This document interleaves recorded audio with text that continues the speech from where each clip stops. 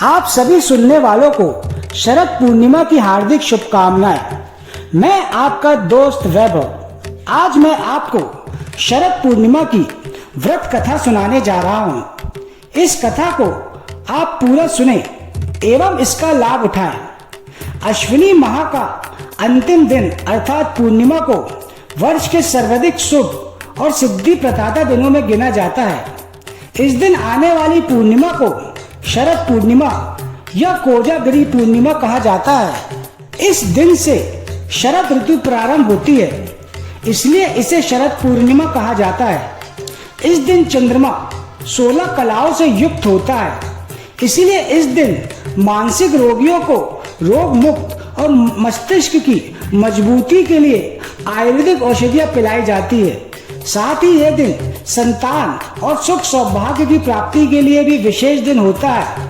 शरद पूर्णिमा की रात्रि के दिन श्री कृष्ण ने गोपियों के संग रास रचाया था, इसलिए इस रात्रि में कई जगह गरबा रास का आयोजन भी किया जाता है। माँ लक्ष्मी की पूजा का भी ये विशेष दिन होता है। सायकाल में करें ये विधान। सायकाल में चंद्रोदय के समय घी के 11 दीपक लगाएं। प्रसाद के लिए मेवे डालकर खीर बनाएं। इसे ऐसी जगह रखें जहां इस पर चंद्रमा की चांदनी आती हो। 3 घंटे बाद माँ लक्ष्मी को इस खीर का नैवेद्य लगाएं। घर के बुजुर्ग या बच्चों को सबसे पहले इस खीर का प्रसाद दें, फिर स्वयं ग्रहण करें। शरद पूर्णिमा व्रत की कथा। एक साहूकार की 2 पुत्रियां थी। वह दोनों पूर्णिमा का व्रत रखती थी, लेकिन छोटी पुत्री हमेशा व्रत को अधूरा रखती और दूसरी पूरी श्रद्धा के साथ व्रत का पालन करती। कुछ समय बाद दोनों का विवाह हुआ। विवाह के बाद बड़ी पुत्री ने अत्यंत सुंदर स्वस्थ संतान को जन्म दिया, जबकि छोटी पुत्री की कोई संतान ही नहीं हो रही थी। इस कारण वह और उसका पति काफी परेशान रहने लगे। इसी दौरान नगर में एक विद्वान संत आए हुए थे। पति पत्नी उनके पास अपनी समस्या को लेकर पहुंचे। उन्होंने देखकर बताया कि इसने पूर्णिमा के अधूरे व्रत किए हैं, इसलिए इसको पूर्ण संतान सुख नहीं मिल पा रहा है। तब ब्राह्मणों ने उसे पूर्णिमा व्रत की विधि बताई व उपवास रखने का सुझाव दिया। इस बार स्त्री ने व्रत रखा, लेकिन कुछ त्रुटि रख दी। इस बार संतान जन्म के बाद कुछ दिनों तक जीवित रही। उसने मृत शिशु को पीठे पर लिटाकर उस पर कपड़ा रख दिया और अपनी बहन को बुलाई बैठने के लिए। उसने वही पीठा उसे बैठने के लिए दे दिया।